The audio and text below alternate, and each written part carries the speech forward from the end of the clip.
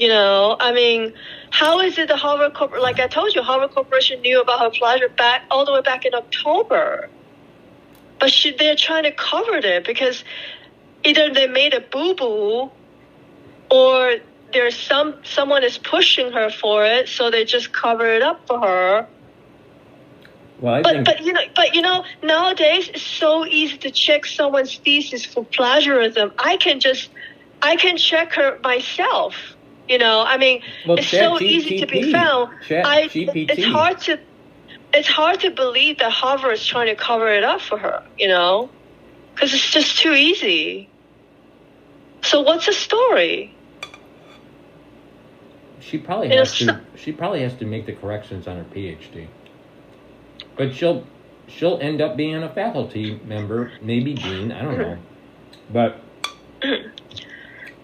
the question is now, who's going to be in the running for the president of Harvard? Well, now they have this Provoter or something. Provo. Who is it? Provo, yeah. She's been in Harvard for 12 years, and he's a professor of economics or something, and he's going to be the interim, huh? Guy? It's a a white dude. A white dude. A white dude and a white standard Harvard dude, and until they say they find someone new in due course. I mean, I just think it's so stupid. It's not really Claudine Gay's fault. She's just following whatever Harvard wants her to do. I find it odd that she resigns on the same day that the Epstein list is released. The what? The Epstein list is released. Oh shit! Oh god! So this causes smoke. The list is released. Oh. Yeah, it was released today. So this is causing a kind of like smoke screen. Oh! I thought she resigned today because everyone is on winter break. So that's what they're saying. That's why they say that Harvard campus is really quiet. Because everybody's on winter break. Well, I'll tell you, it's timing. The whole BLM movement is going to get upset, thinking, "Well, you took down a black woman." Even they can't save her. Even they can't save her because she fucking look. If she did not plagiarize, if she fixed her own, if she fixed her boo boo 5 years ago, she knew she boo boo and she didn't fix it. That's her stupid black problem. You see, I think laziness took over. The DEI mentality on the board of overseers, they didn't realize the blowback they were going to get in terms of donations. And this Bill Ackman had, they thought he just had a lot of bark and no bite. But the thing was, he had a lot of bite. Yeah. Well, what I heard is that it seems like the makeup of the Harvard's donations is actually made up by a lot of conservatives. Oh, I didn't know that. I didn't. Yeah, that was when I was reading about the article about the Harvard Corporation, and then they have a huge $50 billion endowment. And then I heard from some other place that I think from you told me that Harvard is not doing very well with their portfolio or something. Yeah, the portfolio is subpar right now. Yeah, I think somewhere they also mentioned that some other schools are doing better and Harvard is not. Like, what are you doing with all this money? What are you going to start a war or something? Well, what are you going to do with all this money? If you do the math on it, all right, and I'm going to do the calculation right now in real time here. Okay. Approximately, I think the tuition for the undergrad is about $65,000. Yeah. A year. Yeah. And times that by 4. So the education is $260,000 times 1,900, and it's around 1,950 seats. Okay.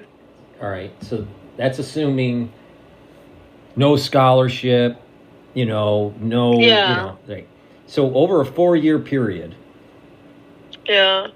if everyone was paying full tuition, it's $507 million of tuition. So $500 million every 4 years. Wow. So you're so if you're just talking about per year issue, it's 126, almost 127 million dollars lost. But 126 million compared to a $50 billion portfolio, right? It's the students should be given a major discount on their the expenses. Well, whatever 50 billion make, let's say this year, I know last year S&P was 4%, right? Philadelphia was, I think, 6%. Philadelphia, because that's where a lot of chips are traded and all that. So, but at least S&P last year performed 4% overall. So if 50 billion, let's give it an average of 3%, that's like what? Well, here's the problem. They do about 8%. I've seen numbers like 7, 8, 12%. But the problem is they have a lot of alt investments and international investments, and those parts of the portfolio have been hurting. Like China? Well, but they have a lot of alternative investments. So there's it's like a hedge fund. It can rapidly return a lot, or it could lose a lot. Well. The thing is, S&P is 4%. So if you just as dumb as it doesn't take an economist to know you should be you can safely make 4% just by doing S&P and nothing else. That would generate per year at least $150 billion. $2 billion. $2 billion, yeah. $2 billion a year. And that will already cover the tuition, Right. And not only that, I think they make the tuition so expensive. It's because the fact that they want to weed out. It's a classist. They want to weed out all the poor students. You would still make even if you gave tuition to all the students. If you gave paid tuition every year to the college students, assuming $65,000 per year for tuition and room and board.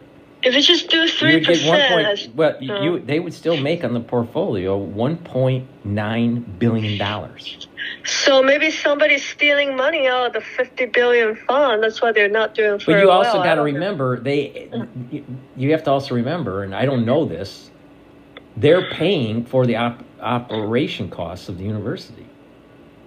Yeah, that's why I say that. So I don't know how much the operational costs are. I mean, I wouldn't be surprised that it's in hundreds of millions. For a Division I school, if you just look at, usually they segregated by Division I school. Division I school is always the most expensive because the sports spend a lot of money, the arenas, the athletes, the expensive library and all that. So it's very possible that it's very possible that their operational expenditures annually, fixed and variable, average more than $1 billion. So their portfolio, they have to make more than 4%. Yeah, that's why they the problem, and that's why they do these. That's why they carve out a certain percentage of the portfolio in alt investments. Yeah, I mean, the thing is, get alpha. The thing is, in my theory, okay, you're a school. You're not supposed to really fucking make money like a bank. You're not a bank. You're not a hedge fund. You're a school, a place of learning.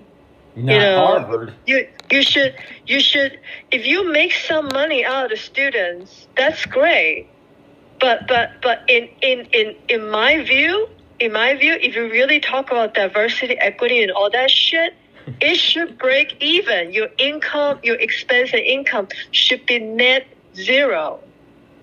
You should not make money out of students. That is wrong. There's a huge scandal in Taiwan right now where this presidential candidate, he has a building renting out to university students, and he's charging a lot of rent for each of the students, like $600 US dollar a month, which in Taiwan is very high. But skip the details and everything. They were all saying that social justice, the right to live, inequality, you're charging expenses so much because it's a great location. Unfortunately, the school is like in the top of the mountain. It's a beautiful school. So if you want to live in a cheaper place, you're gonna have to climb the mountain every day. So that's why he charged so expensive, because the dorm is right next to the school. So then there's a lot of people saying that there's no social justice in that. You should not make money. You should not fleece the sheep. You should not make money out of students. And they were saying that it's actually not the students, the parents who have to pay for these, blood money to enrich these people. This presidential candidate, which is a real shame. Like, you one hand talk about social justice, the right to dwelling, the right to all that, and on the other hand, you're charging $600 per student in a very small room. The room is so fucking small. It's not even funny. It's like, that's it. So a lot of people will start saying that, how can you make money out of students? The same thing could go for Harvard. Like, how much money is enough for you? Like, if you lose $2 billion out of $50 billion, so what? You're not a country. A country like, if American government lost a lot of money, that means they cannot pay for a lot of infrastructures, or they cannot pay for. But the $50 billion that Harvard has, it's all extra money. See, my take is extra money. My take is that I think that it was on the table to threaten Harvard with taxing the corporation, take away their tax status. Yeah, I think the article mentioned something about that. I think Congress was threatening. Yeah, and that's what pushed it over. Right. Because I'll tell you, I don't think Harvard gives a damn about. I think they're worried about the audit, but they're more worried about losing their tax benefits. Yes. Right? Their tax. They're, because they're a private corporation, they're a non-profit corporation, but it's private, so they're not taxed. They're not. I tell you, they're not. Remember, I was telling you, if they go into the angle of financial crime, I tell you, they have Claudine Gay step down. Is a big sign that they are yielding. They're willing. They're saying sorry. Please be soft on us. Please be gentle on me. And you know what I'm saying? That to have Claudine Gay step down. That's what they're saying to the Congress. Because I told you they've never been through an audit. They don't know how severe. This lady. The lady who was asking a lot of questions with Claudine Gay during the hearing. She says, it doesn't matter Claudine Gay. She after the Claudine Gay resigned, she said it doesn't matter she resigned or not. The audit, the investigation is going to continue on. I tell you, Harvard is shedding in their pants right now. It's like, fuck, I mean, they found some financial crime. If they received donors from Iran or China or any entities that they're not supposed to. That's a financial crime. They could this penalty for that. They will freeze that money as well, and then it could be taxation. There could be more taxation saying that, well, you made all this money and it's not, is it, because nonprofit, the whole idea of the nonprofit is that in the end of the day, right, taxation wise, your expense and income has to be net zero. That's what I know about nonprofit. No, you understand what I mean? No. You can be net profit. You can be net positive in a nonprofit, but there are certain standards in that nonprofit in terms of the cost of the administration. It's usually about 15% of revenues. But but the thing is, you can be profitable. You can be a profitable nonprofit. The thing is, it depends on what kind of nonprofit it is. You'll have more regulation if you're tied to government funding. There's some nonprofits that aren't tied to government funding, and they go right into the private sector and get donations, through philanthropy. That's why people were talking about. I was watching this. She runs the first successful show on the royal family, and she was talking. She's an old lady, and she's very smart because she used to be in the legal something. She she's also a writer. So she was talking about Meghan Markle and Prince Harry's quote unquote nonprofit. And then she said, actually, everyone is wrong. They are not a nonprofit. Prince Harry and Meghan Markle's Archwell. She says it's actually called a foundation. Mm-hmm. And what is the difference between nonprofit and a foundation? It's the fact that the foundation always has a political agenda. And then she says, look, if you look at how they distribute their money, they distribute money to trans organization or gender something, organization, that type of organization, which basically a lot of them would censor freedom of speech. In the end of the day, if you look at the whole of their how they spend their money, the foundation. That's why she was saying that, the rumor was true that when she wanted that, the California senator seat, it wasn't kidding. And they were pulling strings with the Clintons and the Obamas. That's also true. Unfortunately, they ignore her, but still, her foundation can accept donations, and the taxation is very similar to a nonprofit. Well, there is no taxation. You're tax exempt if you're a qualified, registered nonprofit or foundation that's nonprofit. That falls into a nonprofit status. But you can be profitable and be a nonprofit. Mm-hmm. The issue is that. It's really about tax exemption or not. If they get tax exemption, and the thing is that there are some standards in terms of administration costs as ratios to the overall revenue. It's around 10 to 15%. So, for every dollar. But the problem is, if you're running a nonprofit, my idea is that your income should come from donations. Okay, mainly come from donations, not from your investments, right? Otherwise, it's an investment fund. It's a private equity fund, right? Because there's a loophole in the law, and that's what Harvard's playing around with. I'm going to tell you, the whole idea is that the whole idea for the corporation is to grow the power. Prestige, and the size of the portfolio, and that's their goal. That's their mission.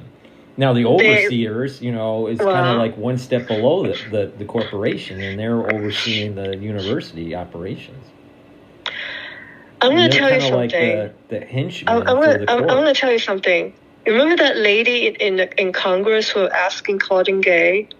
So she said after Claudine Gay resigned, she says, we don't stop here.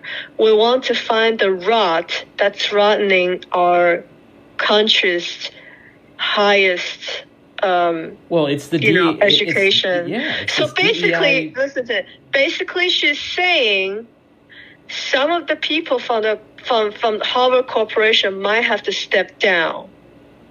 She's saying in order to really change the genetics of this Harvard to get the rot out, that means these oldies must be gone.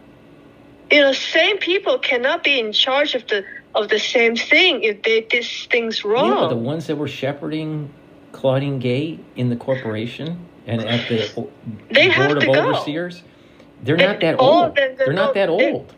No, it's by association. They're in their late 50s. You put the seal of approval on Claudine Gay, right? And now you're going to have to be investigated because you knew about her plagiarism all the way back in October. You see, when you piece up the stories, you guys knew about it and you let her go. You covered it up for her. You didn't, and you tell her, maybe you were telling her to correct it, but she's not really correcting it. Well, she's more focused on anti-Semitism. She's more focused on, and also there was a lot of intimidation. They say that Claudine Gay called every single one of her faculty to be in her office alone. I tell you, it's tainted with... Wait, what are you talking about? With salt. Yeah, Claudine Gay, with evidence show that Claudine Gay, in order to quote-unquote garner support or something, called each and every one of her faculty to her office. I didn't know that. And to make sure that they're going to be on her side. How do you know this? There were intimidation. Where did you hear this from? It's from the article that I read, I think. Oh, okay. So it's from that article. They were talking about Harvard, the mysterious Harvard Corporation, and so basically, she's doing their dirty laundry. So this was in the New York. This was in the New York Times or the Wall Street. In the New York Times. In New York Times, I think it was on Sunday for New Year's, and I asked her, to show me the article, but it was talking about the Harvard. So basically, she is just an unfortunate child, of Harvard Corporation. I mean, I just feel like from what I see from now, it's running by a whole bunch of really idiotic people. Just, how sometimes smart people are really dumb, like they lost that sense of reasoning, just basic reasoning. Like, wait a minute, that doesn't add up. You can't just cover like that. It's sometimes things are very simple. If you just do your 1, 2, 3, you will be fine. See, sometimes smart people want to do 1, 3, 5, 9, 11. I want to know what the Harvard Club in New York's going to do with the portrait that's in the lobby. They're going to have to take it down. Well, they can't keep it up. They're taking her down at this moment. I bet you that, especially they're gonna take her. They probably took her down yesterday. I think they're gonna stamp it They're gonna stamp it a big red stamp on it saying denied, resigned. And she's the only second Harvard president ever in the whole entire freaking history that resigned. Larry Summers was fired, I thought. Yeah, they mentioned another name that I have no idea of, but I thought Larry Summers was fired, not resigned. They didn't. Well, from the article I read, they didn't say who was the other one, but I don't think it's Larry Summers. I wouldn't consider that as a resign. I would consider that as a,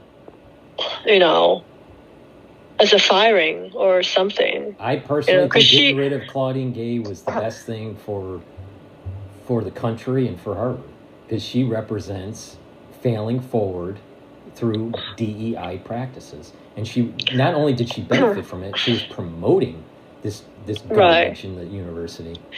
No, I'm going to tell you something. I know her trajectory. I know, if you think of her as a celebrity, they're promoting her as some sort of celebrity. Her trajectory is not Harvard president. Her ending, her ultimate goal is government. She's probably going to be in the next Senate, next vice president. No way. I think her career's over. No. I think her career is over. If she wanted to play smart, she would just be quiet and just be a dean. Yeah, but what I'm saying is, if this whole thing did not blow up, first of all, they're all being very dumb. They made. I think her trajectory was going to be on the board of overseers. No, because Obama was behind her, and her trajectory was really going to be in the government. She's going to be some sort of secretary of something, some sort of Senate. This is just for her to garner up her reputation and her prestige or whatever something. Somebody is raising her to be the next political star. Wow. That's why when she was testifying, you saw her testifying, she's got that arrogance. That she's like bigger than, and because she thinks at that moment she saw her trajectory was going to be Secretary of Secretary of State, or maybe some Secretary of something, or Senator, or maybe House Speaker. That's where they were projecting. Look, I don't think they're pushing her for nothing. I think they're pushing her for the next Obama or something. By the way, is her husband white? I thought so. Yes. Oh my God. No, I think he is. Oh my God. Are you serious? And they have one child. That is a joke. Yeah. That is such a joke. Yeah. Well, the thing is, she is. She represents a mentality at Harvard that's hurting the university and hurting the country, and that is anti-God, anti-family, and anti-country. Right. And it's about promoting superiority within the minority class. Right. They want the minorities to be superior, not equal, superior. Right. Somebody, and it's the same as what Meghan Markle and Prince Harry is doing. Because if you look at some of their donations, they donate to some really weird groups, of people, and there's a concerted effort here. You want to get Prince Harry, you want to get Claudine Gay, the Harvard president, and some other people, and unfortunately, there are a lot of people who is not happy about this. Why should we censor our freedom of speech? Who are you to tell us, what to say? How could we allow anti-Semitism, to be allowed in school? It just, whoever is behind this is delusional. I tell you, somebody's behind this, and that person is delusional, thinking that they can latch on, this MLB thing. A lot of people were latching on this. BLM. Sorry, BLM. A lot of people were latching on this BLM thing as a momentum for their career and, whatever political agenda that they wanted to do. And they have been very successful until they just fail. the person who organizes when he died, the guy, he died, right, and sparked this Black Lives Matter. The organizer, the founder of the Black Lives Movement, was found cheating and taking money out of the foundation, millions of dollars out of the foundation, and it's just a fall from grace. But because of the whole Black Lives Matter movement, it also promoted other movements in America, like transgender rights and taking exactly.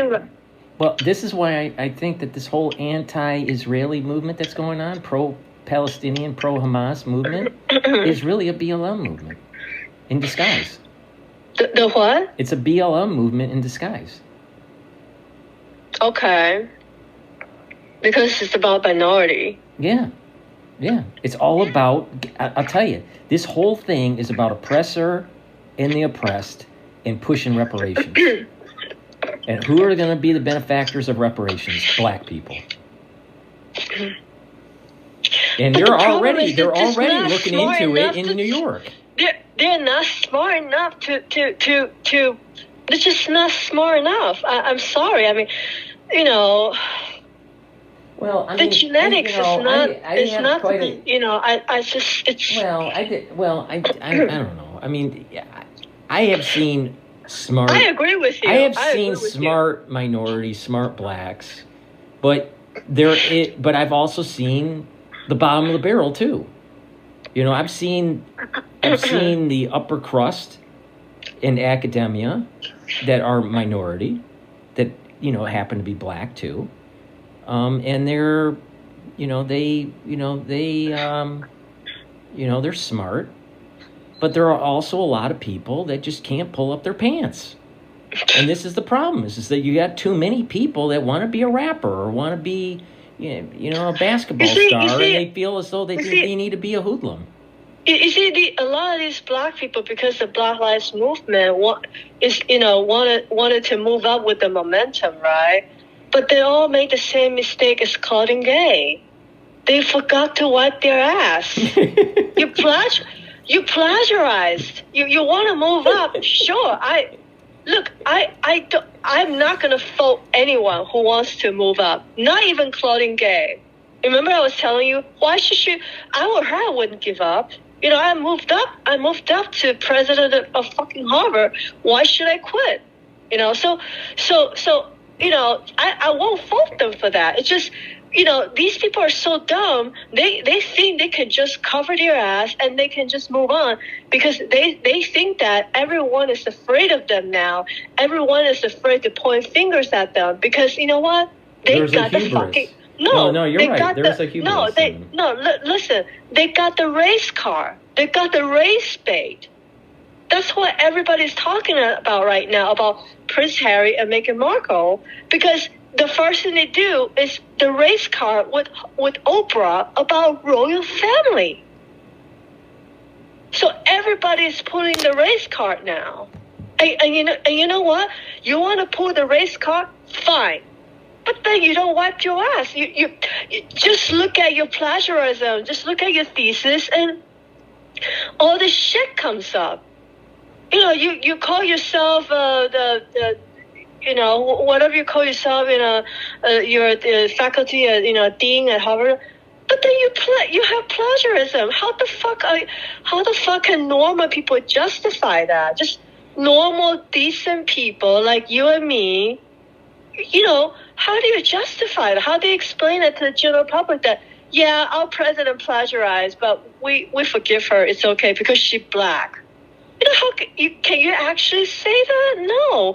You have to apply the same standard. That's what the congressional, the lady from the Congress, she was saying, we must apply the same, academic, rule to everyone, not single out black people. It's just so you're black, you can plagiarize 20 times. And if you're white, you can't plagiarize at all. Well, I just think I don't think that she should have ever been elevated to the presidentship because her lack of real scholarship.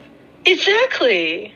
That's why I say somebody's behind it, because they want her to they want to raise her as some sort of celebrity star, and next step for her is political. She's not going to be our president forever. Her next step is, she's still so young. She's gonna be the next something, But I think I think you're picking up on something. I think you are picking up on something. Of course, I watch so much political. Wait. But the thing is that she's also, there's different types of black women, right? And it's like the Detroit black woman versus the Haitian black woman. Okay. You know what I mean? She falls in the Haitian black woman. She was born in New York, but her parents were from Haiti, so she's that Haitian black woman, right? Right. That's a different style than inner Detroit black woman. Yeah. So she had. So there is this. She kind of is a little bit elite. There is an Obama-esque feel about her. I mean, she went to Exeter. She went to Exeter, which is an excellent prep school. Right. Well, it's the top. I mean, Phillips Exeter is the top. At least today. I don't know back then, but her means shouldn't have been able to get her there. So she's been shepherded somehow, some way throughout her life. So there's something odd about her parents. The mother of a nurse, a nurse practitioner, and the father of, an Army Corps of Engineers working in Saudi Arabia. She spent a lot of time in the Middle East, and then all of a sudden she's going to Ivy League schools and going to the best boarding school in the country. Just something's not right with her. But there's an Obama-esque feel about her. When you look at her, she kind of looks like Obama in a way. There's that you know what I mean? That Obama black look. You know what I mean? It's not like Detroit inner city black look. You know what I mean? It's totally different. So she's got this. She's got a shine on her. I agree with you. Right. She has this shine, as you say. Yeah. So she could be promoted upward. Yeah. Even though she really didn't have the scholastic ability. Or at least didn't present her scholastic ability. Right. And I think that look that she has is being harvesting for many years now. Because first she went to Stanford, but then something happened at Stanford. Nobody knows what happened, and Stanford wouldn't discuss it as well. Then she went to Harvard. No. It's a little bit more complicated than that. Oh, okay. Yeah. Let's. I know a little bit about this. So, on Wikipedia. All right. So she got her degree. She ended up getting a BA from Stanford, and her and she had a Ph.D. from Harvard. Yeah. Okay. Now, she's married to, I believe, a white guy. His name's Christopher. Now, my understanding is that she according to Wikipedia, she attended Princeton for a year before transferring to Stanford. Oh. Where she studied economics. Okay. Wow. So it's very possible that whatever happened in Princeton could have been a plagiarism situation. Okay. Wow. She graduated from Exeter, Phillips Exeter Academy in 1988. Okay. And then she went to Princeton. So Exeter is in New Hampshire, so she goes to Princeton, which is in where is it? Connecticut? Right. It's in Connecticut, right? Where's Princeton? Either Connecticut or Massachusetts. One of those. Princeton's in. No, Princeton is in New Jersey. Princeton is where? New Jersey. New Jersey. That's right, New Jersey, the armpit of America. All right, so.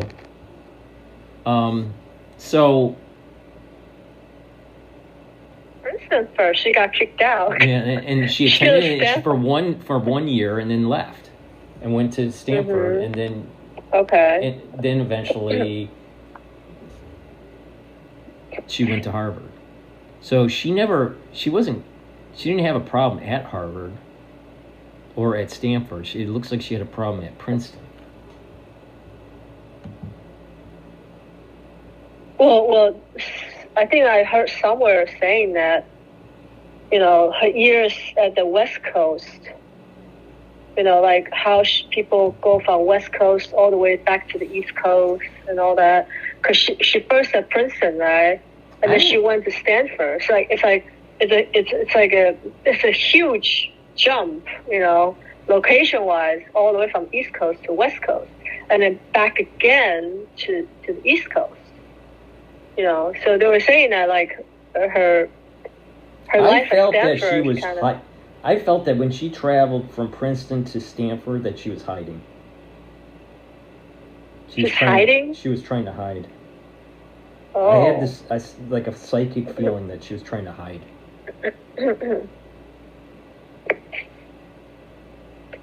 Well, because honestly, Princeton's a better school. Princeton's a better school than Stanford. Stanford is like a techie school, but not in 1988, 1989. Yeah, Princeton was definitely better than Stanford back then. So it wasn't like she was leaving the school to go to a better school. I mean, like... She was trying to hide, yes, you're right, because she went to West Coast and nobody knows her. Mm-hmm. Like Donald Trump, he went to Fordham for, I believe, 2 semesters and then transferred to Penn. UPenn. Well, he did something. No, but the point I'm making is that he transferred upward, not downward. Oh, yes. That's true. Yeah, that's the proper trajectory. I mean, that's the... Something doesn't seem right with her. Something about her, even early on, and I'll tell you, I think it goes all the way back to when her family was in Saudi Arabia. She grew up in Saudi Arabia, right? And then she came back. Right. Yeah. But her father was in the army, so you can't. Can you fault her on that? But what I'm saying is there's something weird about how does a student. I mean, every Army Corps of Engineer can get their kid into Exeter. I doubt it. Well, maybe her father knows some secrets, some stuff. Well, there's something weird. There's just something weird about it. It's something weird about it. Parents are Haitian. Well, her what? Parents are Haitian. Right. In the 1970s, I would have a feeling that in America, I mean, there was still, quite a bit of racism that was going on in the 70s. That's true. Something doesn't make sense. True. Going right to the top, boarding school. I bet she's the only black student at Exeter. I don't know. Something's weird about it. Something's weird about it. Now, maybe, she was given some sort of, special scholarship. But, you would just think that she would have gone to a lower tier, maybe the top 10, but not the top. I mean, the fact of the matter is she really that smart? Like, to be at Princeton and Stanford and that's why people question her academics. She's not a very good academia anyway. She's not an original thinker, but she is, I think, a good administrator.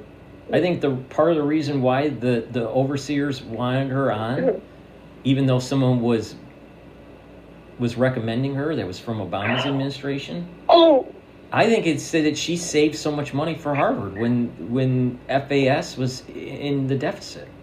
When I was reading the article, this I have to tell you.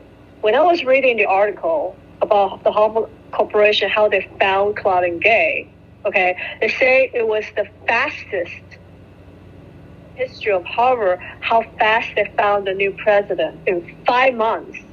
Okay, and they say that in 5 months, they went to 600 candidates. 600 candidates in 5 months? And we're not talking about student candidates. We're talking about everyone is very outstanding, right? Right. So at the rate They're basically just going through the papers and stamp on it and don't even look at it. Because if you think about the timing, 5 months. That's 120 candidates a month. That's 120 candidates a month. Divide that by 4. Okay. That's 30 a week. And let's say they have a 5-day work week. That's 6 interviews. That's 6 interviews. No, every day. They don't even interview them. No. They just flip through them.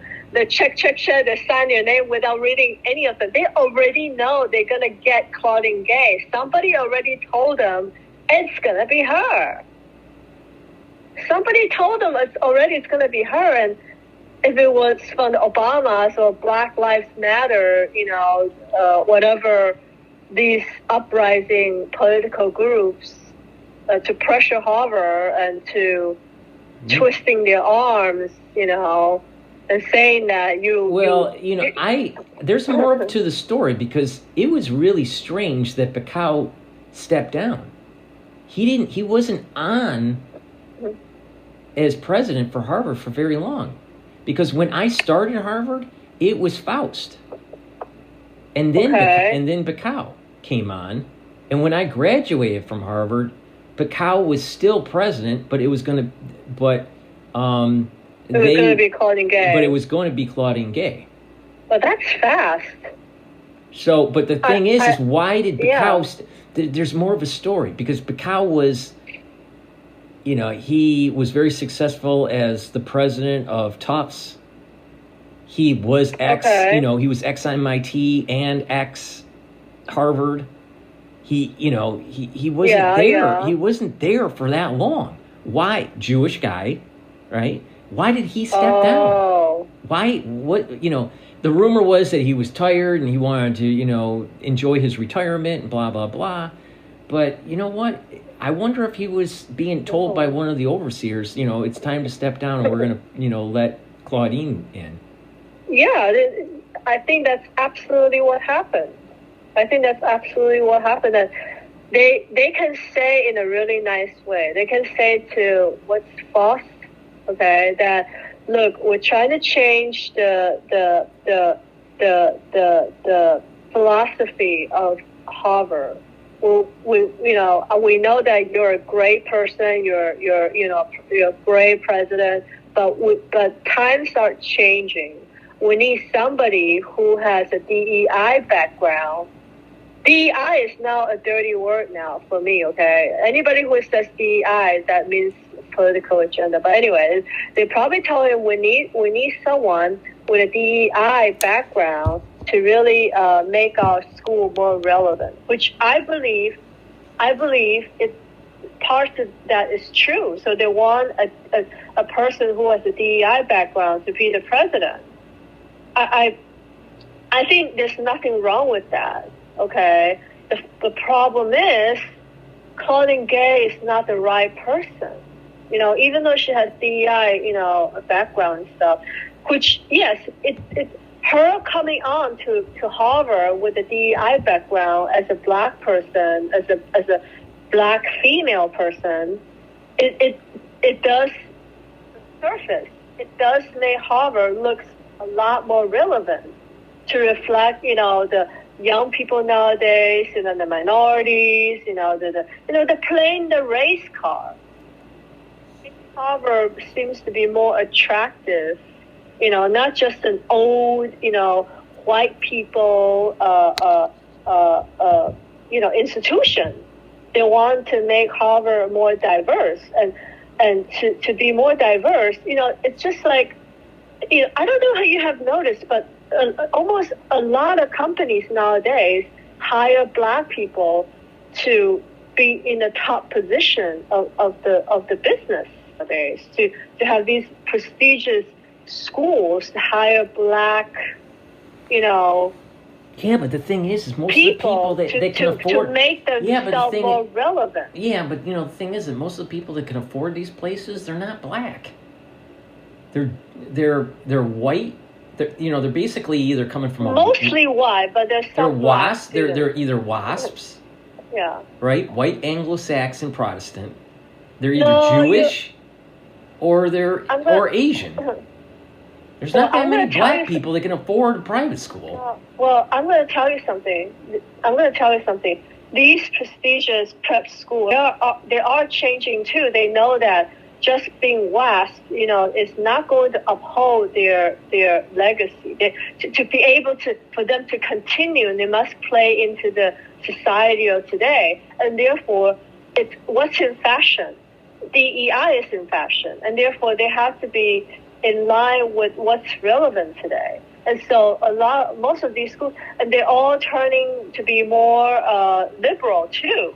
I mean, really, a liberal school, more on a conservative side, but still they are liberal. Okay, they are liberal, and a lot of these other prep schools, like Dawn and all that, they all have all updated their policy about gender equality and all that stuff. And you know why they've been pushed into this kind of situation? Instead of being totally independent, have their own DNA, have their own beliefs, and have their own, because they're a private institution, right? So they can basically do whatever the hell they want. But the problem is with the diversity, equity, and all that. Now everybody's going to play the race card, and they're going to sue Briley and say, look, you guys are prejudiced against, people of color. Your makeup of people of color is only 10%. Everyone else in your school is white. You're racist against the other candidate. So they all, because you know why? Because Mr. de Blasio sued independent schools before COVID happened. Yeah, so what happened was, these independent schools, they weren't playing into the DEI, ideology. They weren't. Until Mr. de Blasio, in the last year of his tenure, sued all the independent schools in Manhattan, Briley, Trinity, Collegiate, all these schools. And all these schools have to form an alliance, to counter-sue de Blasio and the Department of Education, because Department of Education wants to bring these independent schools into their own control. They want to be able to control these independent schools because these independent schools are not really playing the DEI game. And they want to force these, schools to play so because of that, so fortunately, because of COVID and all that shit going on, de Blasio and the Department of Education lost the lawsuit. And fortunately, these independent schools did not have to go under the control of Department of Education. That would be a disaster. They would destroy. These Democrats wanted to destroy all these independent schools and just kill them and their lineage and their history. And you know what I'm saying, right? They want to attack this institution, just like Harvard.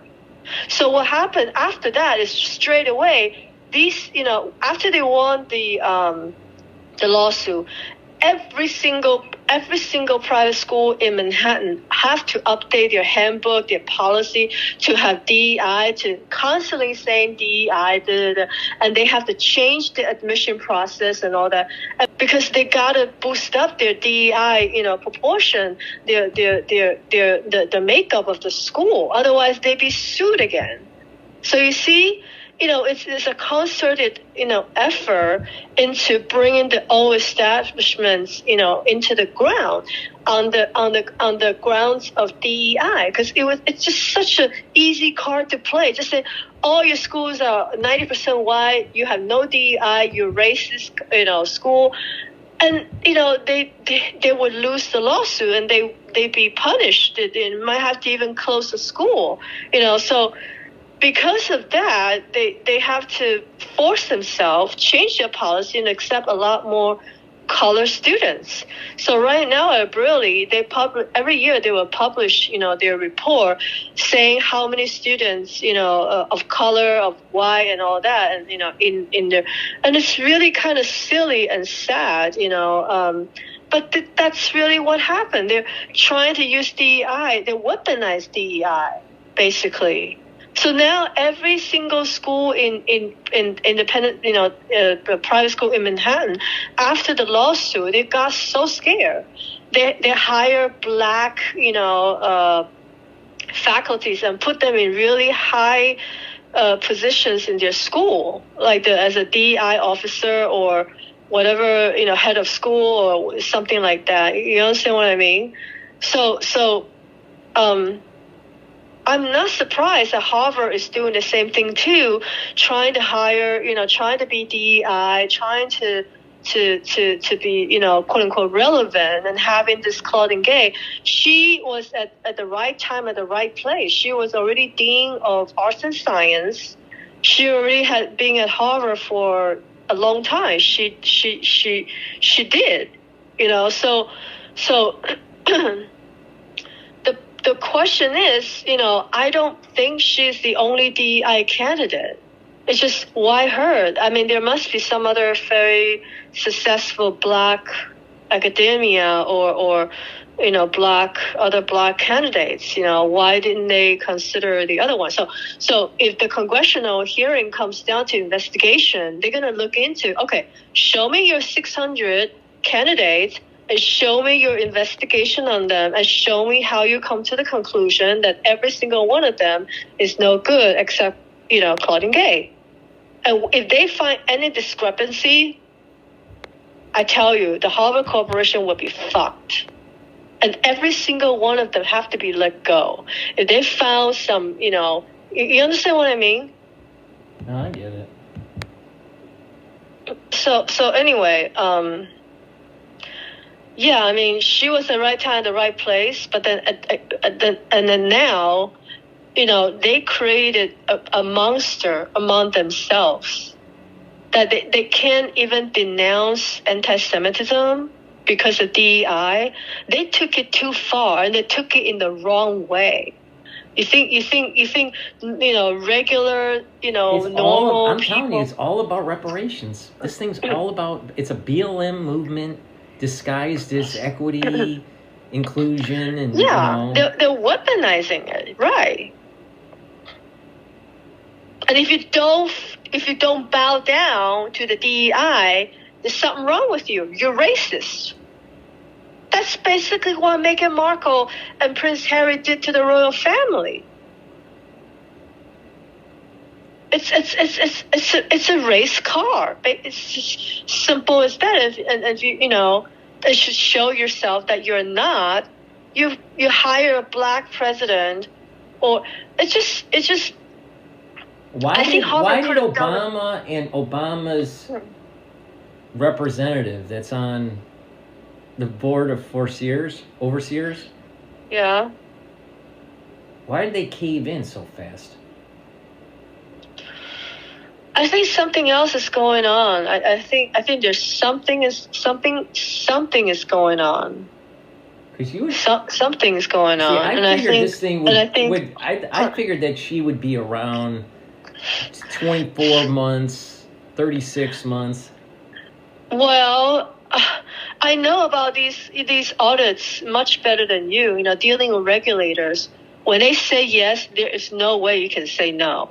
It's fucked up. That's why when I saw the testimony, I was like, this is fucked up. They're gonna get themselves so screwed, And for Claudine Gay to step down, what Harvard is doing right now to have her step down is they're hoping that the Congress will stop, because they know it's a can of worms. It's a fucking big can of worms. And you know what? Whoever is behind it is scared now. The vet that person now, I tell you, if the Congress continue investigating at Harvard, more people will step down for that person, the real person behind all this. And it's going to go all the way up to Obama, it's not going to happen. I tell you. I don't think we'd ever know because it's so private. It's so private and secretive. I tell you what's his name? Alan Dershowitz? Yeah. He said that one of the most secret societies there are is the Harvard Corporation.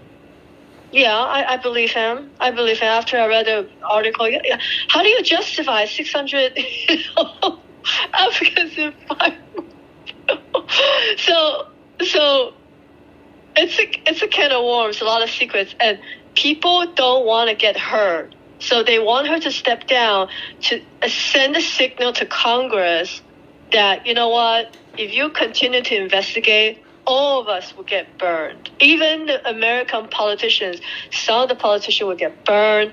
And as well, and I tell you, who is weaponizing the DEI? It's the Democrats. It's the Democrats that's causing all these problems right now.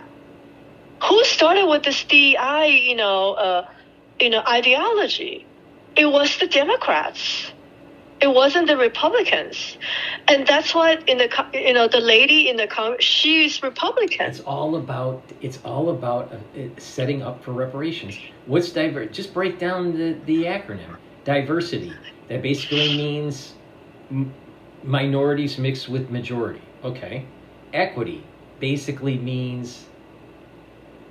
I have no idea what it means. Don't ask me. Well, no, it means every single person has equal access to education or resources, basically. But most people don't even know how to explain it. If you ask any black people, that it's a code word for equal outcomes, and then inclusion. That makes zero sense because inclusion, you would think, would be already in diversity. But I guess you could be. No, inclusion means gender equality. Gender inclusion means it doesn't matter your background. It seems inclusion is part of diversity. It's a subset of diversity. But I don't know. But it's definitely a new term. Instead of affirmative action, it's a little bit more expansive than affirmative action. And I think you're right that there is this agenda that's going on. Oh yeah, that is assaulting gender.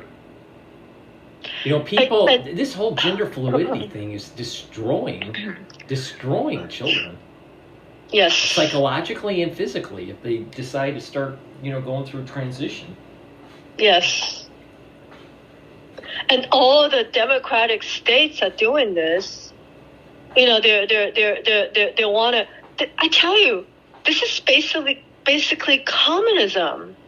They raise the young ones from very young about these ideas, and the parents cannot interfere. That's classic communism, Chinese communism. They denounce their parents. Their parents cannot tell their kids what to do.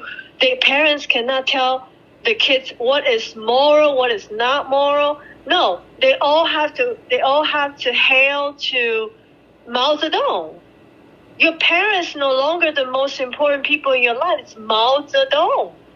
Your parents you don't have to listen to your parents, and your parents have no control over you. That's communist. That's communism. And this equity thing, diversity thing, that all have the shades of communism in it. Yeah. And who is behind this? I tell you, Chinese people is behind. That's the final. That's what a lot of the politicians are saying, that a lot of problems in America right now. These kids, right? They watch TikTok. And and it's owned by China, right? So a lot of times they will push some of their agendas to these videos by making some of the videos very popular. So all the kids will watch it. It's a propaganda. So these kids now start to believe I want to be gender fluid so that it's fashionable. It's relevant. It's fashionable. You know what I'm saying? It's no longer a ethical question or moral question. It's a personal choice. It's like, I want to be this. I want to be that tomorrow. So it's crazy. It's this. And the government control you. No longer parents control you. Have the right over you. It's the government. So Democrats are turning into, AOC. They're all leftist. They're all very leftist. They're all communists. And I think if they somehow I'll tell you, if Trump gets into office, all these liberals' heads are going to blow up in real time. Just blow up. That's why this big hoo-ha on Harvard is a Republican fighting back on the DEI, because now Claudine Gay stepped down. That's a win for the Republicans. That's a win for all these people who are anti-DEI. Look, first of all, there's nothing wrong with DEI. I think DEI is a nice philosophical idea, but it doesn't really happen like that. Societies all the societies make up are different. All the histories are different. And you can't just do DEI on every single fucking country. That's impossible, because DEI basically erases the identity of your country. Right. That's why I said that it's an agenda that's against God, country, and family. Right. Totally. So Democrats are weaponizing this. So today you see Claudine Gay step down. That's just one step towards fighting back DEI, because what they're trying to control us. I mean, DEI is fine, but they go out of their way. They want to control us. Then that's wrong. And Claudine Gay stepped down. I don't think it's a small step. I think it's actually a big win for the Republicans. And I can tell you, all the smart people at Harvard, I think they're secretly very happy about this, because why should I listen to someone who's dumber than me? So basically under DEI, well, she was ruling through an iron fist. Someone who is dumber than me, just because she's black, I have to call her my boss. What the hell is that? Right? Well, you're seeing this a lot in corporate America, though. You see it in a lot where they're putting these directors of whatever in corporate America that are the bitch bots. Yeah, but and they're just stooges. They're just there. They just put them there. Just to show. So it's so sick. I mean, this DEI is so sick. I mean, it's. I think it's hurting America, and it's definitely watering down. A divisive country is education. Always. A divisive country is a win for, because communism, when they were fighting, Chinese communists, when they were fighting during the World War II with the Kuomintang, right? This is exactly the tactic they used to go against. So that's why all the farmers started believing this kind of dogma, and they all follow Mao Zedong, and a lot of them died believing what the Mao Zedong was saying, the propagandas and everything, and they all fucking died.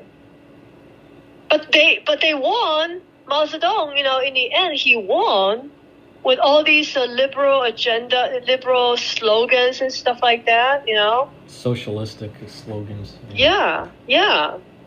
Oh, the farmers should have more rights. The farmers should, they're all stupid. They're uneducated. But today's a little bit different now. We're all educated.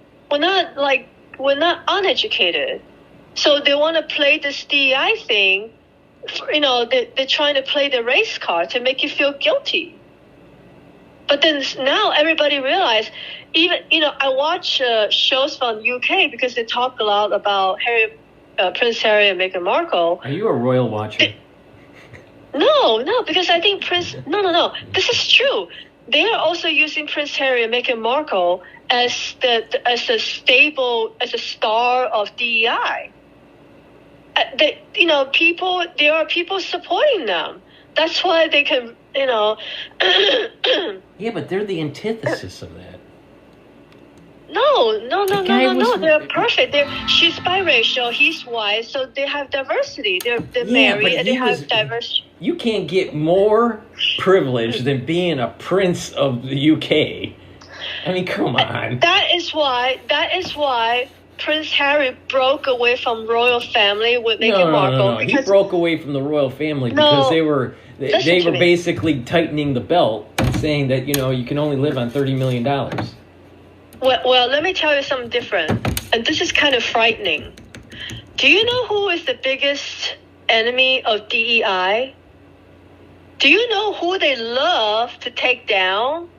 ExxonMobil? The royal family, because the royal family stands the opposite of DEI. The royal family wants to preserve their bloodline, wants to preserve their culture. That is branded as racist, even though they're preserving their identity. That's exactly what I just told you before. DEI would erase the identity of your country. And who is representing the country is the fucking royal family. So who is the biggest enemy of DEI? It's the royal fucking family. But they didn't do that because they're racist. No, because if you look at the British Commonwealth, they have more than 50 members. Okay, so they're taking on British royal family because of DEI. They're weaponizing DEI, and they want to knock down because if they are able to knock down the British royal families, it's a huge win for DEI. You understand what I'm saying now? And this is all communist. They want to take down the establishment, even though the establishment is. Yeah, but the thing is that there's already That's why they're using Prince Harry and Meghan Markle as the warriors against their own people. What's the most effective thing is have Prince Harry calling out his own family as racist. If you, DrPaulCottrell, come out and say, yeah, royal family is racist, it weighs so much less than if Prince Harry says royal family is racist, right?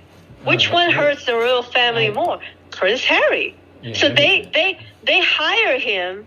They're backing him and Meghan Markle to want to take down the royal family because they're the biggest #1 enemy of DEI. You understand the whole, thing now? It's frightening. It's frightening. And, no Americans are talking about this, but the British people are talking about this a lot more, actually. Because the British people, actually in Britain, there's much less racism.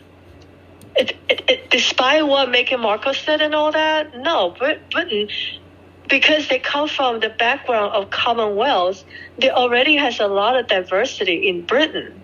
So it's wrong. It was totally wrong and misleading when they started calling royal family racist because they want to help the DEI. They're getting money from DEI. They have DEI supporters.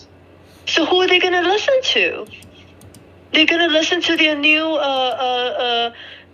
boss who's giving them money and propping them up as the poster child of DEI.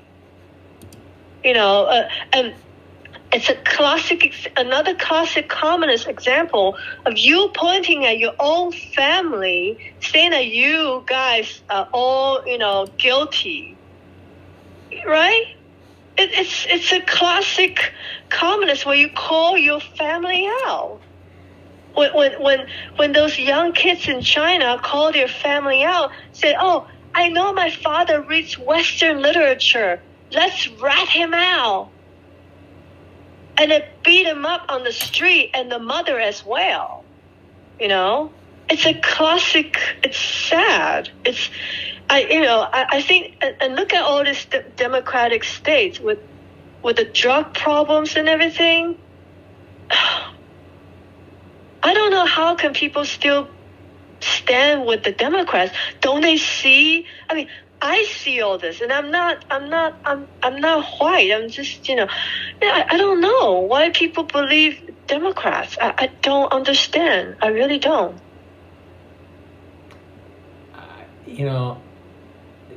Part of the reason is that there's an awful lot of people that go to college. Well, for the last at least 20 years, many people have been taught by a professor that is left wing.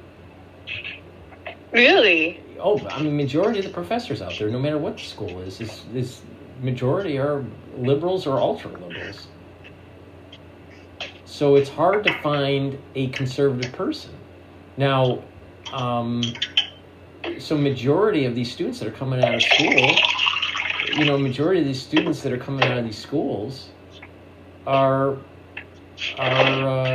liberals, and so they're gonna vote accordingly. Now, there are states that are red states, right? They're typically Republican states, but they're getting infiltrated by people leaving California or leaving New York and ending up creating bases within a red state and turning them, bluish states. And so there's this country slowly moving towards just voting in Democrats. Then you have this immigration policy that's run away. They'll eventually create more individuals to vote for Democratic policies because they're going to be giving out, special bennies to make sure that they get those votes. So it's a problem. It's a big problem. This country is losing its way, and it's because it's losing its foundation on religion, family, and country. It's almost like we're becoming apologetic. You have to say sorry that that someone thinks that people should have families. The society that we're living in now, you have to say sorry if you have some sort of religious component to your life. Yeah, you have to be sorry just because you're white. Yeah, you have to say sorry because you say the Pledge of Allegiance. Right, exactly. This country has become apologetic. The bottom line is people need to stand up and just say no more of this crap. And I think this is what's happening within the student body at Harvard. It's a microcosm of the country at large, and that is more people are starting to wake up and they're agreeing with what you're saying. Yeah. And they took it too far. And it's gone too far, and now this pendulum is going to swing back to conservatism. But there's going to be a battle as this is happening. The liberals are not going to like it. The thing is, when in the 80s, there were some people that were homosexual that you knew in your own circle, or people that maybe have been in your school or whatever, right? Mm-hmm. And at that time, they just wanted to be considered equal, or just not be bothered and put down, and right. Yeah. You take it from the 80s to now. Now what it is that not only do they want to be accepted, they want to be put on a pedestal, and they want to be flamboyant about it, and then project it on kids. It's gone way. This homosexuality thing has gone way too far. Way too far. They're indoctrinating kids now. Right. It's just it's just gone too far. So now conservatives need to push back. The thing is that late-term abortions are wrong. At-birth abortions are wrong. So when your foundation is killing children, destroying family units, destroying country history, and opening up borders and destroying the currency. It's just... You know what? I understand where the Republicans are coming from about the abortion and stuff like that. Okay? But I'm going to tell you something. It's backfiring hugely. On the Republicans or on the... On the Republicans themselves. They're not going to be able to win. If they just lay down, put it in the back burner about the abortion shit and all that stuff, it just don't talk about it for a while. They can win the election next this year. Because nobody, half the country is female. You basically just pissed off half of the country. Yeah, but the thing is, these females... Yeah, maybe there are women who also believe the same thing, but they're very rare because nowadays technology have advanced and a lot of people, everybody is educated. Most people are educated. You're talking about out of the 100% of females, you may be only talking about 15% of them that will agree with you. Yeah, you see protests on the street, but it's always the same people that protest. It's not none of those females who come out to say anti-abortion are new. This is traveling the country and doing the same people are protesting, and it's not you're going against. It's just, whoever I'm telling you, as a strategy, it looks terribly for Republicans. And they're going to lose over this. They will lose over it because Democrat states, they're going to push. It's just too far away from, you want to come back to... So women are willing to destroy the country. Women are willing to destroy the country to have late-term abortions. Nobody's doing that. What's the percentage of women who are doing that? That's wrong. Give me the statistics. Well, I would agree with 1%? you. It's wrong, but why is it in law? It doesn't matter. You're going for election. People who whatever happens. Slope. It's a slippery slope tactic. Look, DEI is a much bigger weapon. It's a nuclear weapon against stupid freaking late term. That's such a small thing that doesn't even happen. It's not a very common thing, and nobody's killing babies at late terms. Whoever told you that is not being scientific. Okay. I would say most. If you look at the statistics, I would say that statistically, most abortions are in the first trimester. If you want to fight back on DEI, something's got to go. DEI is doing much better, and they're a nuclear weapon. You have absolutely no chance if you bring out this kind of silly abortion stuff because the statistics are so low.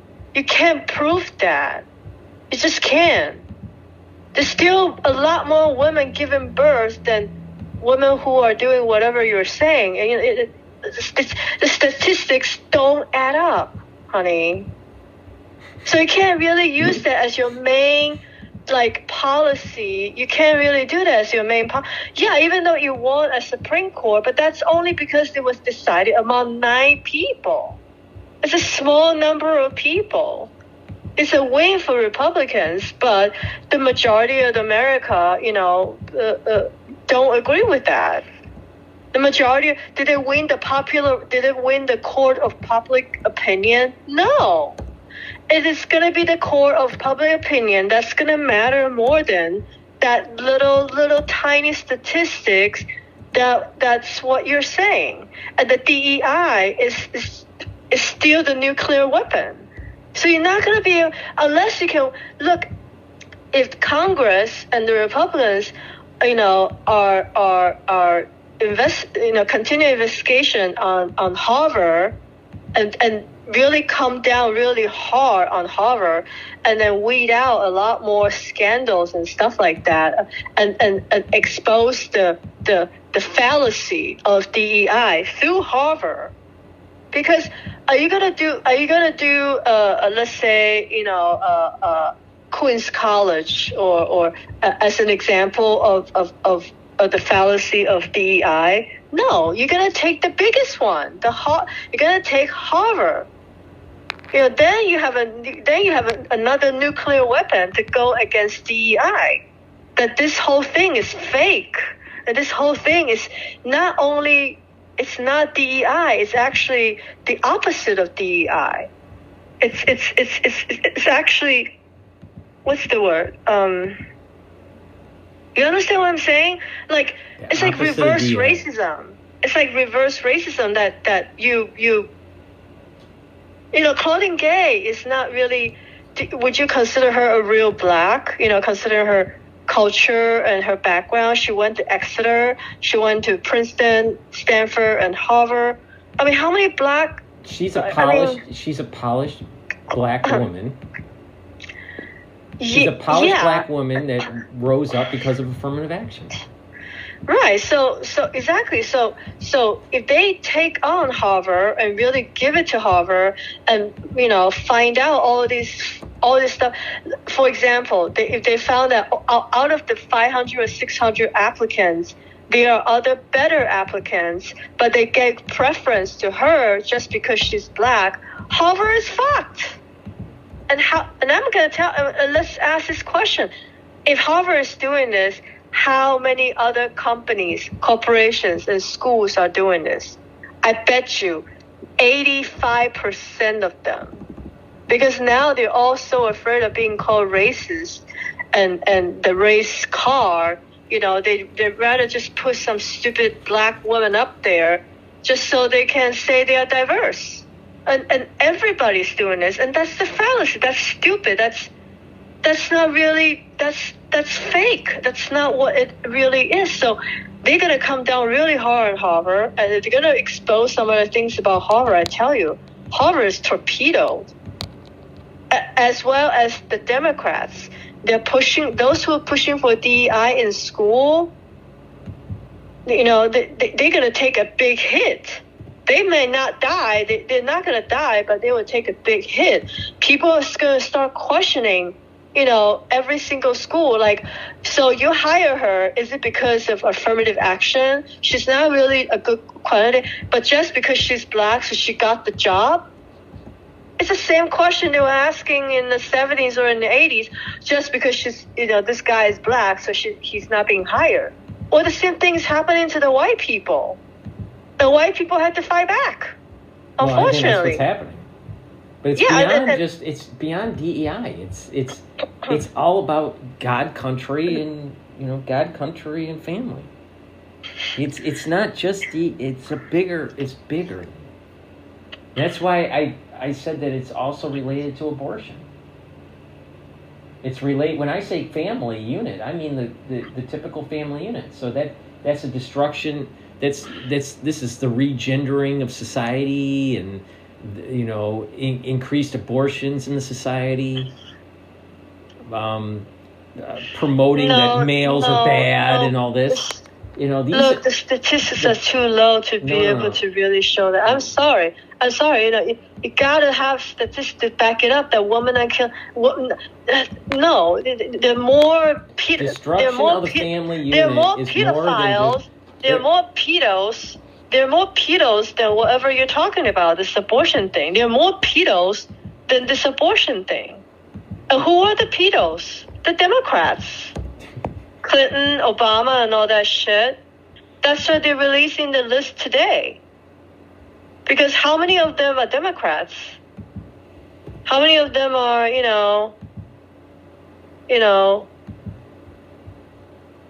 then their reputation, that they're fake. They're not real.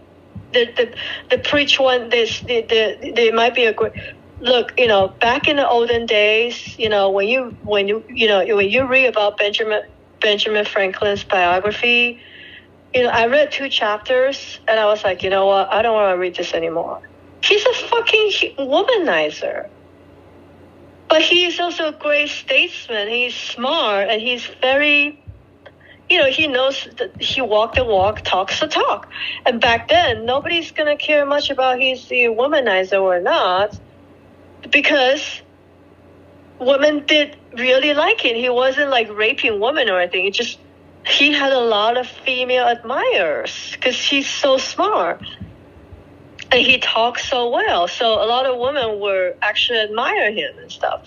But today's world is different. Just because you're like Obama or Clinton, you talk the talk, walk the walk, you're, charming and all that. No, but doesn't give you the license to fuck around.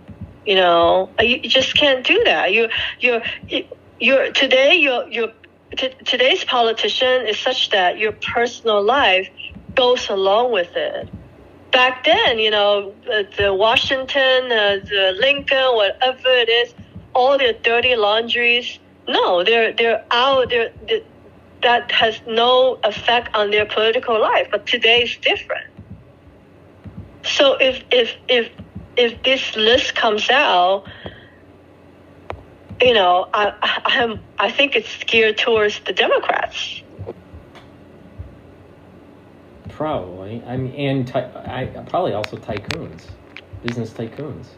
Yeah, who are the most probably supporters of Democrats. I mean, they support whoever will help them in whatever position they are. If they make money on being a woke person, then they'll be a woke person. If they make money on being a conservative, they'll be a conservative person. It's all pragmatism. It has nothing to do with about really ideology. True ideology, what they really believe. It's how can they make money? But I think a big part of DEI is the destruction of the family unit. And there's subsets to destruction of the family unit.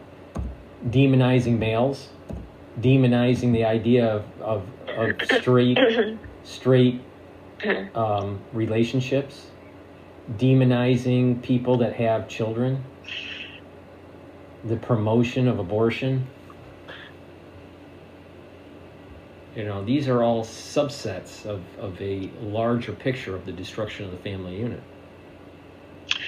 Well, I'd like to see how this is going to play out. I mean, this Claudine Gay thing, it's just...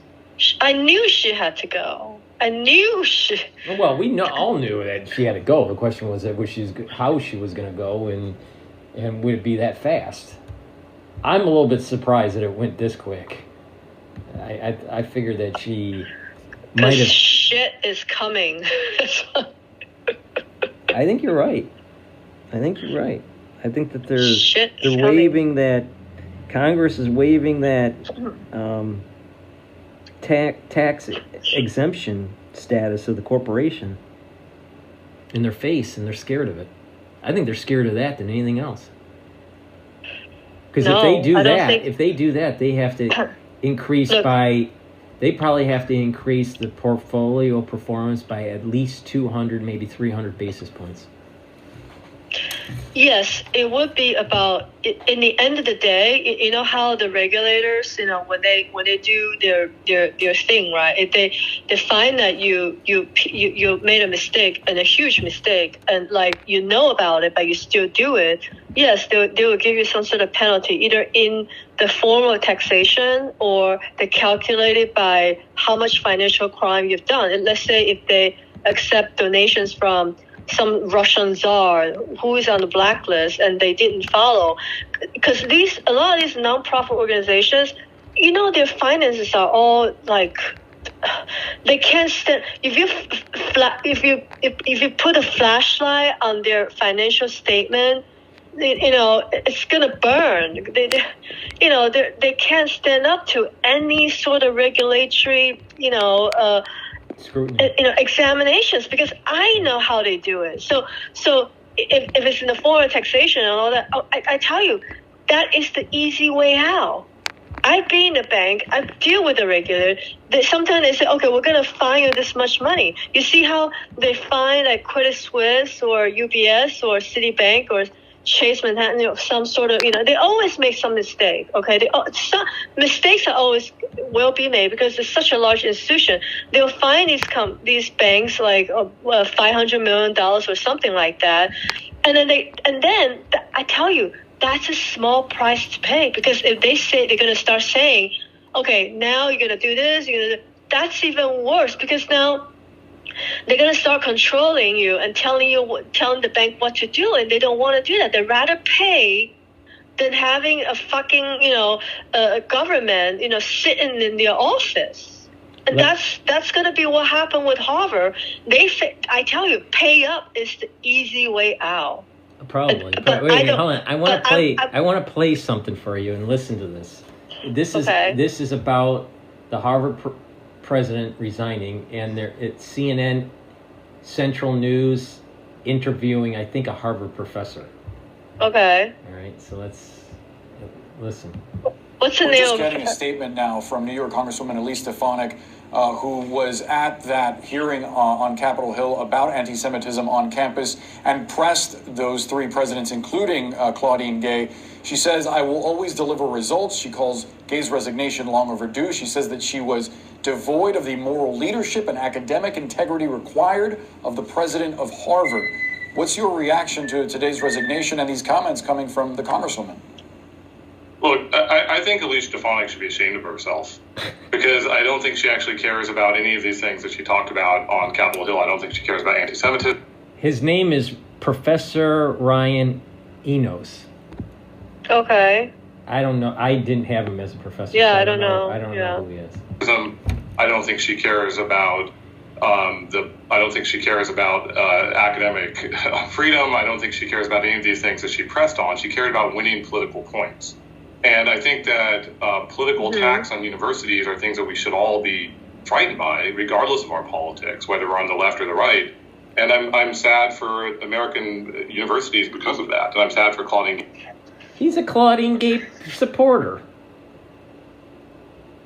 That's what this is turning out on CNN. I think she was a capable leader that was facing an extremely difficult situation, and people like Elise Stefanik were not helping it at all. Professor, let's say even if everything that you said is true, potentially true here, when you look at the writings, and I mean, is that something you would have done in the way you write? Would you do what Claudine Gay would have done and expect to keep your job? Because that is also another element here. You're talking about the allegations of plagiarism? It's not an allegation. Right? You've compared, I'm sure, as you've gone through the writing here, to, and maybe it isn't stealing research, which would be a huge crime in academia, of course, but in terms of writing an essay, this is nothing that you would accept from a college student, for instance. They know not to do this, so that's what I'm asking about. If a college student did that, what I would expect is I would expect a careful and deliberate hearing to understand whether they violated rules. And I think if I saw that, I'd be concerned, and I would bring it up at Harvard, for example, to a academic board that would determine whether or not they violated the rules. What happened to Claudine Gay was not that. What happened to Claudine Gay was mob pressure to force her to resign. So even if what she did was something that should have led to her termination, we never got to that point. We got to the point where people were yelling at her on social media and subjecting her to attacks that she didn't deserve. And rather than having a careful deliberation, which is what we do at a university, we had her subject to a mob to force her resignation. Well, where was the careful deliberation? Hell? Where was here's the problem with that damn... Get ready to ring in the new year. The problem with that clip from CNN, where was the careful deliberation when she was getting her Ph.D.? Well, you see, that's where... If the content expert should have known better that she was misappropriating her research. They knew about her pleasure back in October. They knew. But she didn't say anything. Nobody said anything. Everybody's covering for her. That's a good point, too. But I'm talking about going all the way back to 1997. There wasn't careful deliberation when she was even going through the process to become a Ph.D. But maybe back then it was, The problem is that CNN pulled someone that was a supporter of her. What they need to do is put two people up there, and that one against her and one for her. To be fair.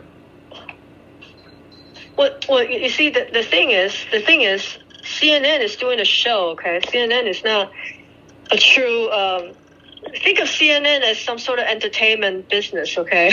It's in sort of a way, it's become Jerry Springer.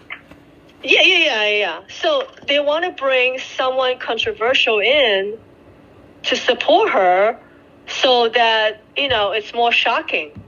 Because most people don't support her. Let's just face it, right? You did your Ph.D.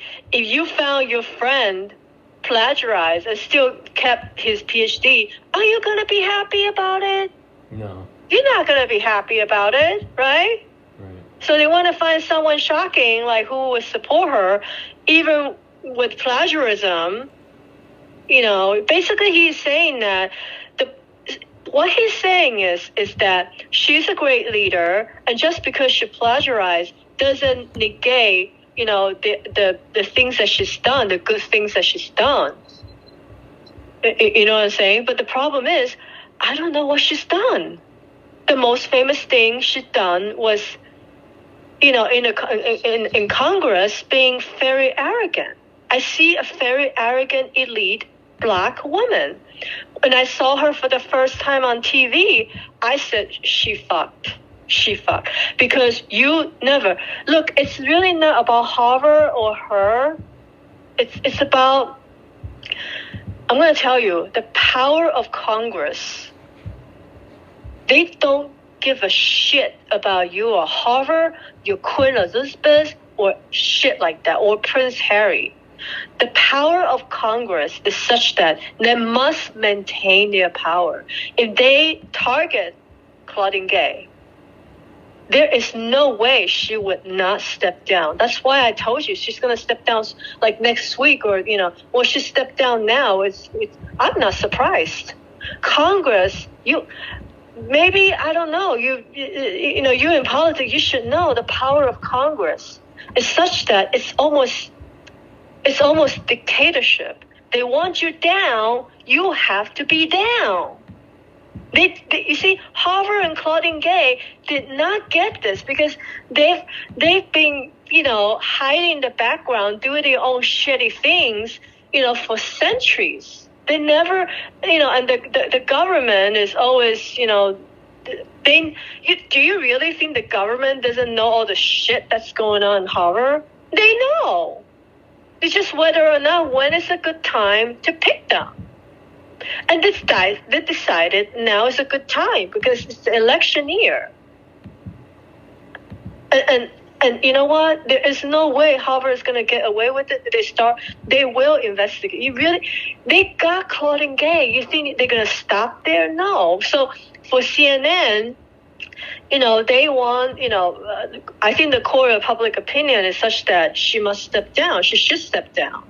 Anybody who's educated or maybe most black people would say, oh no, she should not step down, but she's being targeted, she's unfairly treated. She just plagiarized, because all the black people plagiarize, right? Because they don't do very well academically, so they have to copy from someone else's, right? So maybe all the black people would support her, but all the educated one, like the one that just been interviewed that you just had me heard, right? They want to pull a white person who supports her. And that would be the shock value. Because CNN, most people watch CNN are not black people. Black people don't. Black people. It's mostly white people or people like me, So this coming from a Harvard professor saying that he support her, it's just the shock value. It's just the news, but I don't think that represents the entire, I think most of the Harvard. I mean, because I'm not, I'm away from that now, because I don't take classes there anymore. Right. So I don't have a pulse. But my gut feeling, how the students feel, how the students feel, or how the professors really are. What I can say is my experience when I was there, and I'll tell you, the majority of the professors were left-wing nuts. Really? Majority of them. Well, that's what she's talking about then. We've got to get the rot out of the top, elite American universities. We're going to rat all these because this is exactly what a communist does. They infiltrate the education system. Chinese communists also try to infiltrate Taiwanese education system. You know that? So education, they're weaponizing education to teach more people to be more like them, so they can keep winning the election. It's basic.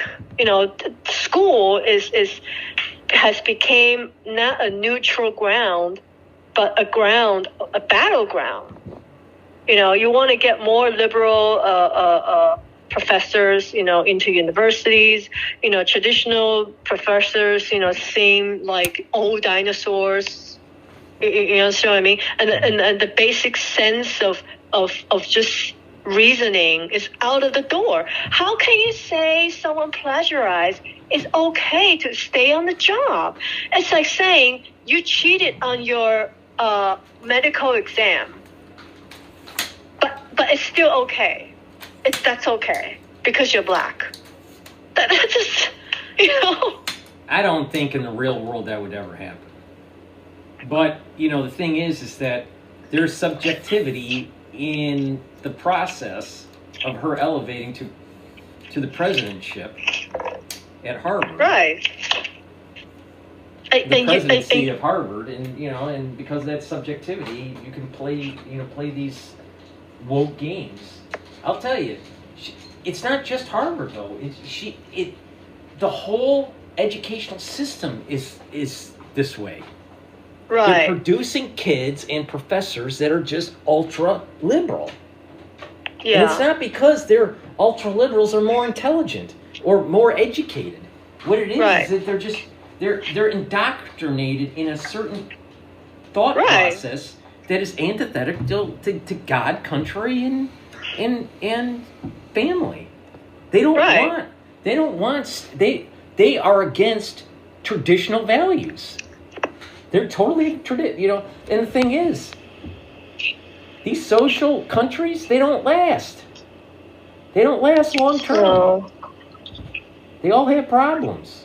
They end up going into some sort of, political crisis, an economic crisis. They're not stable. Look at China. They're not stable. And I'll tell you, spending time in Boston, there's an awful lot of Bernie supporter types and, Jill supporters. Jill Stein or whatever her name is. What's that? Jill supporters? Jill. Isn't it Jill Stein or? You mean Joe Biden? No. Jill Stein. I thought Jill Stein was a independent or a Green Party. Okay. Jill Stein. Yeah, American. Yeah, she was not a Green Party. So they're Bernie Sanders supporters, Jill Stein supporters, and Pocahontas supporters. Whatever her name is, I can't remember her name. But that's the problem. That's the problem. They support crazy people.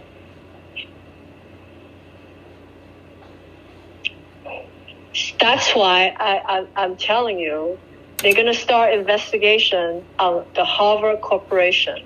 Every single fucking one of them will be investigating. Who signed off on this? Who signed off on Claudine Gay? I tell you, public opinion like the professor that you just told me, that's a public opinion. But if the law says that you can't plagiarize, that's criminal. You know what I'm saying? It doesn't matter what your opinion is. What the law says is going to be what the law says. Did you accept? That's what one of the congresswomen were asking. MIT. UPenn. How much money did you receive from Qatar? Qatar is a country that oppress some women. They have a lot of human rights problems. Qatar, right? Right. They were asking at their face, outright, in the public, at the congressional public hearing, how much money have you received from Qatar? I was like, oh. They're going in for financial crime, and they will catch something.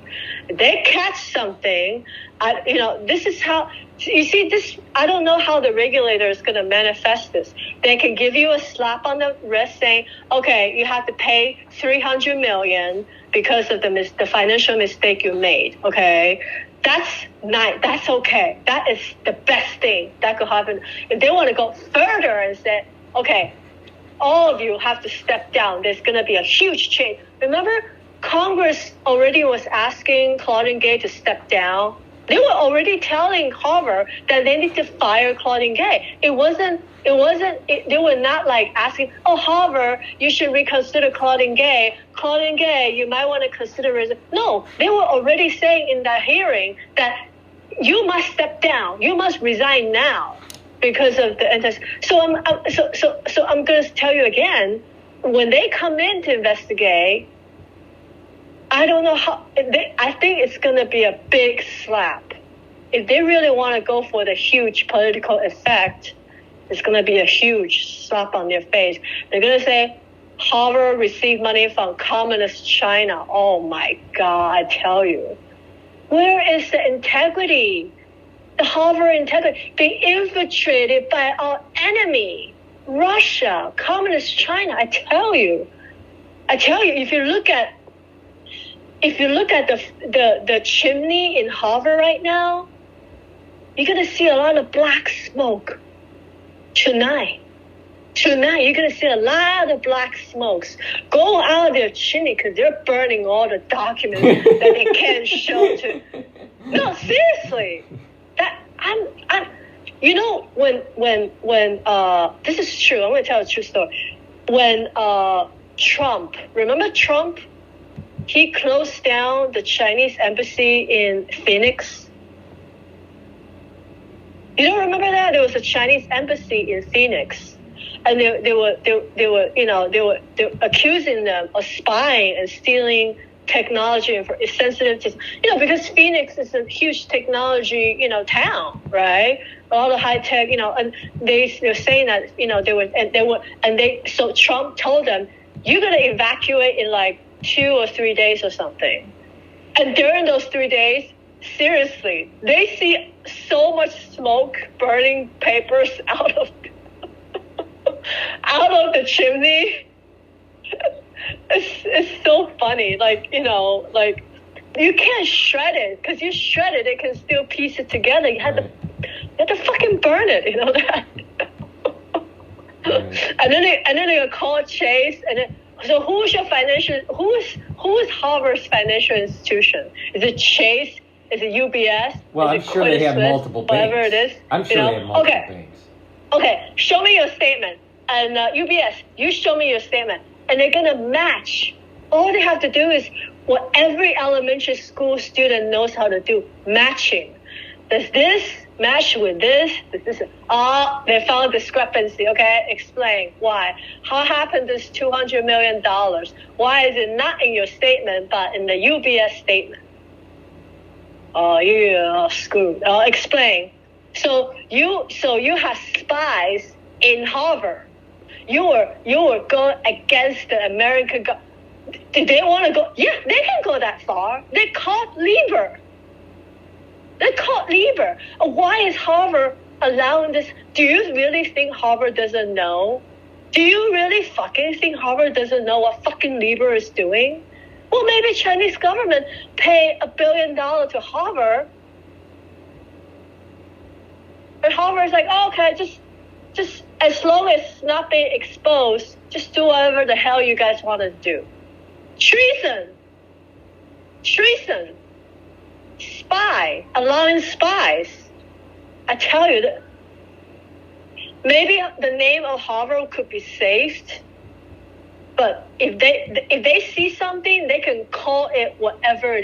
They see this money, they can, you treat, right? American government, you know how they are. They really want to target you, just like how they target Oppenheimer, calling him a communist. They're gonna pull every single stops and tricks and all that, and make you seem like whatever they want people to believe you are. And when Harvard is crawling on the floor, crying and kissing their feet, it might be too late. Because the agenda here is not about bringing down Harvard. The agenda here is bringing down the DEI. So if they really want to go for that angle, all they have to do is show, fallacy. Like, you guys are so fake. You preach DEI, but then you took money from Communist China, from Russian government, from all these terrorist, maybe even terrorist organizations. Why not? Osama bin Laden is from a very rich family. Even though he's dead, but he still wants his 30 kids to go to Harvard, right? Why not? So maybe they have students of terrorism. That's why when this thing happened, all these terrorists, come out and protest in Harvard. And Harvard knew that some of the students have terrorist backgrounds. But because they come with a lot of money, they're like, okay, I saw you guys don't cause any trouble. Do you know why I know this? Because, Chinese Communist is the fakest, is the stupidest organization in the world. They take all the money, they abuse their own people, but then you know what? They send their wife and kids to America. And they buy American houses. You know this. You know about this, right? A lot of generals, even top communist officials, they all have assets. They all have secret American accounts in America. Do you think they'll be so stupid to keep all their shit in China and get wiped out by the Of course, they also know that. They're lying to their own people, and they know, to go to America. So they found. So there's so many.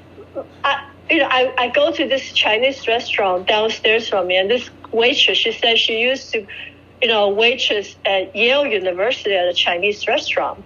She says, "Oh my God, these." Students, they're all sons and daughters of the Chinese Communist officials. They all drive, Porsche, Ferrari. They all drive these sports cars and stuff, they all go into Yale. You want to talk about this? Maybe, is Harvard not doing the same thing? They're doing the same shit. They're doing the same shit.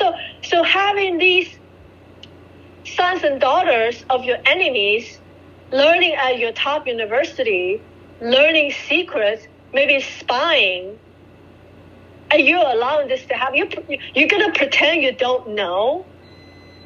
That's not going to fly. I'm sorry. That is not going to fly. So I tell you, but they're not going to target these communists or Dr. Lieber. No. They're going to target the Harvard Corporation. They're going to say, you guys fucked up so much, and you know it, just like Dr. Claudine Gay is plagiarized back in October. You all knew about it, and you let it go. So what is the penalty for that? I think first of all, they might put some people in jail.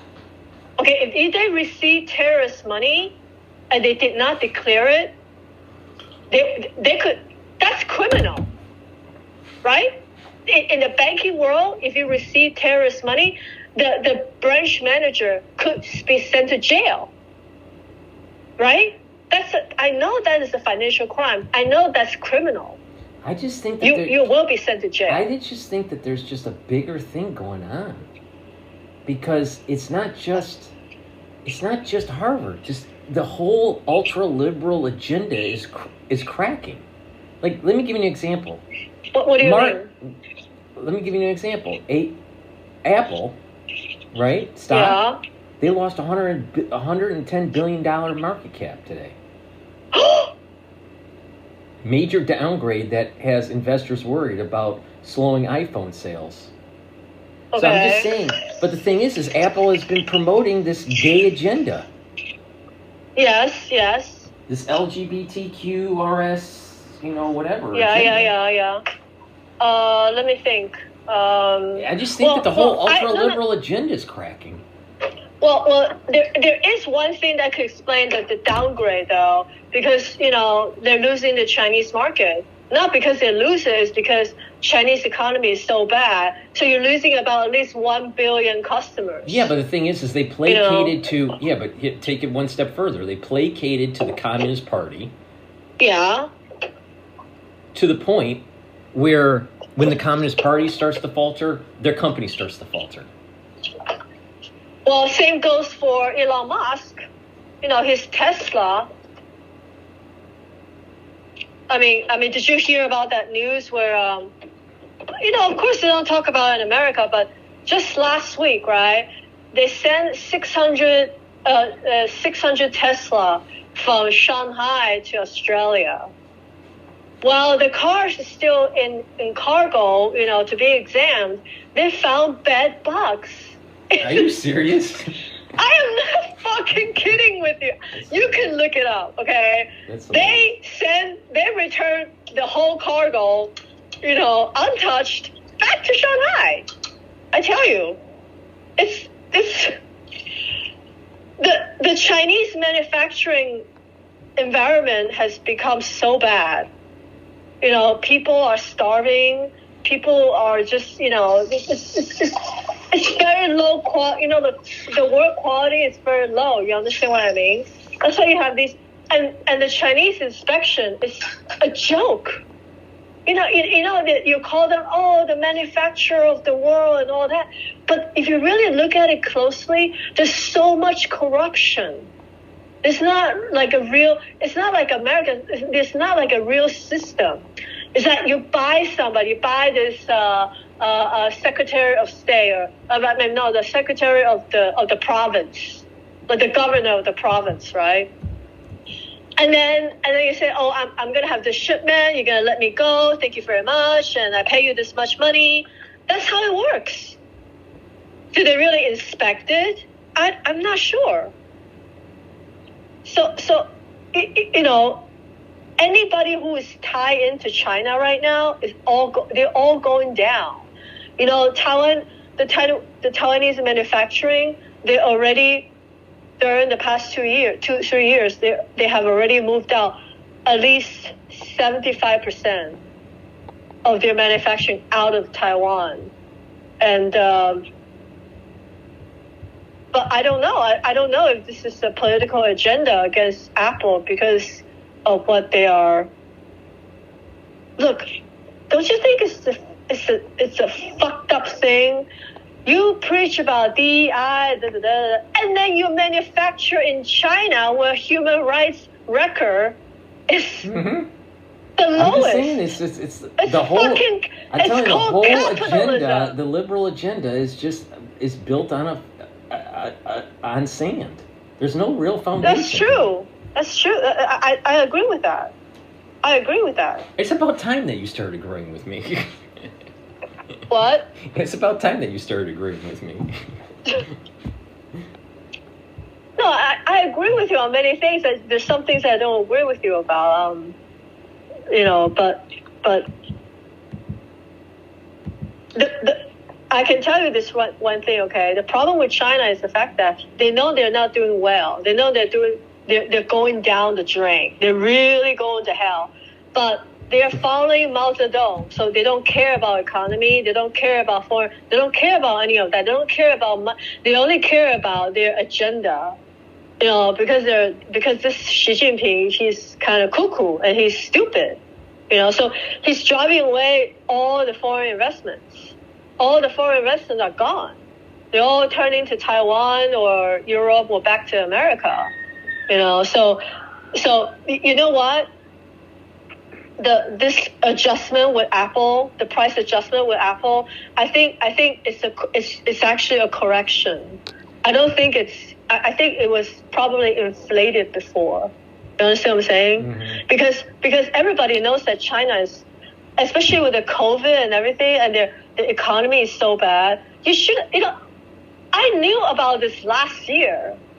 And last year, you know, the old professor, the Taiwanese professor that he already predicted about this 3 years ago. He already gave warnings about the state of China. Because he's the expert. He knows about Xi Jinping.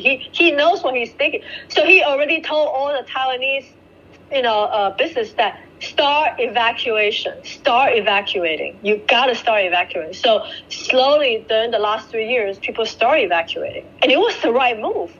Otherwise, you're going down with China right now. But I thought this correction might have gone a little bit too far. I just think this is going to lead into World War III, because they're going to accelerate trying to take Taiwan. Okay. I mean, everybody's thinking about it. Well, I can tell you what happened was this is true story, and I just heard it yesterday. The most updated situation with the Chinese defense. Okay, their military is such a joke. He fired 12 generals or killed them or something. 12 generals from the missiles department, or I don't know how they call it. The missiles department. They have a special department called the missiles department, where, which is a vital unit to take over Taiwan, because you need the missiles, right? Okay, so because Xi Jinping is so he doesn't believe anybody, and he's so what's the word, anal. Okay, so he found out that these 12, and these, I'm not talking about like little, I'm talking about the top general. He took out the number one to number 12, the missiles department. So basically the whole department is wiped out. So because what he found on the grounds, that they're treason, spy, and because they send their wife and their child to America, and they have American account. I'm not kidding with you. This is real.